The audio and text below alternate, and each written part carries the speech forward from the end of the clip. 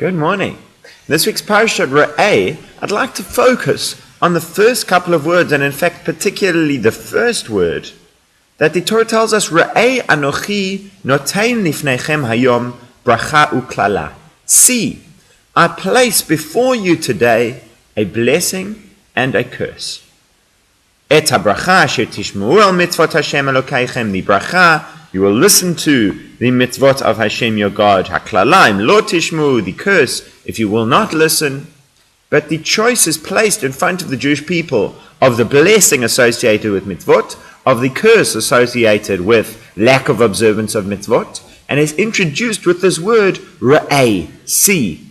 Now what Rabbi Jonathan Sachs points out is that overwhelmingly throughout the Torah, what the word used to describe understanding is hear, is an auditory metaphor. The most famous phrase in all of Judaism, Shema Yisrael, listen, hear Israel. When the Gemara wants to introduce a teaching, it says Tashma, come and hear. So a friend of mine wasn't so sure how consistent that is throughout the Torah, that hearing is prefaced over seeing. But it is noteworthy when a statement is introduced with see. It seems, from many of the commentaries, not all of them, that Moshe wants to show them something. It's not just that he's saying, see what I have to tell you, right? Listen up. He's not just calling their attention, although there are those who understand that Ibn Ezra learns that he is simply calling their attention. It's the way he's beginning his speech. But most of the commentaries say that he's showing them something.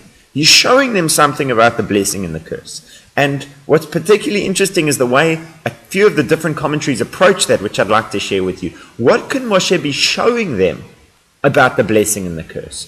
Because if this blessing and the curse refers to a spiritual reward in the world to come, then what are they supposed to see? That's something that we can't see. In fact, the verse of Pasuk says, Ain lo ra'ata Elokim zulatecha. No eye has seen it, Hashem, except for you. We don't know what Olam Haba looks like.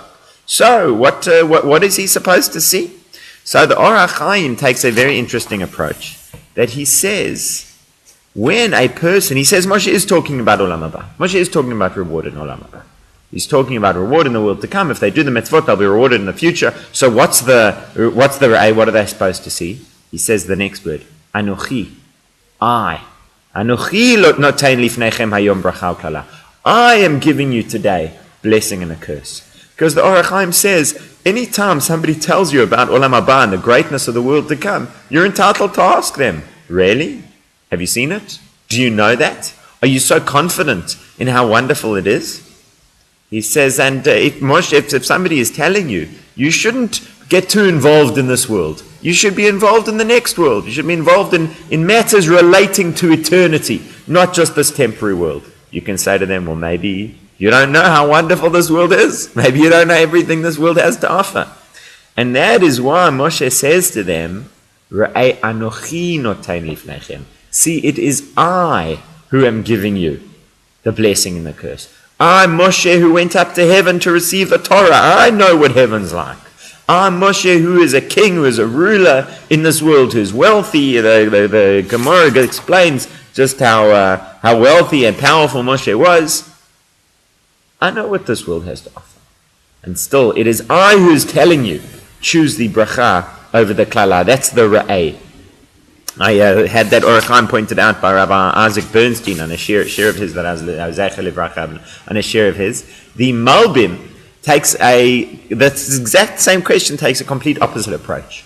The Malbim says, Moshe is not promising them about the world to come. Because who can be motivated by reward that's going to be so far in the future? That's going to be, someday, somewhere else. He says, Moshe is telling them you will get reward in this world. So you can see he's bothered by the same question as the Or HaChaim. The Or HaChaim says he's speaking about the next world. He can't prove the next world, but he can prove himself, his own credentials. That's the re'eh. See my credentials. Whereas the Malbim says, no, he's telling them about reward in this world. He's saying, you see, you will get bracha uklala, you will get blessing and curse in this world for keeping the mitzvot. With that exact same idea.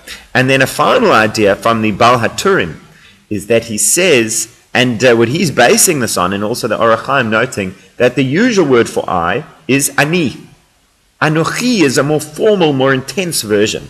And the Baal HaTurim says, where else do we have the word Anochi? Where is Anochi famously used?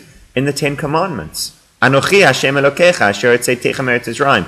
I, in the formal, am Hashem your God who took you out of Egypt. So he says, Ra'ei Anochi. See the Anochi. Ra'ei Aseret HaDibrot Shepatachta Be'anochi. See the 10 Commandments that were opened with Anochi. That you saw, that you know. The 10 Commandments, see the I who placed before you blessing and curse. See Hashem. Hashem who took you out of Egypt. Hashem has given you the Mitzvot. Hashem is promising you the blessing and the curse. So that's a third approach over here. And a fourth approach from Rabbi Moshe Feinstein is that he says, what is the blessing and the curse?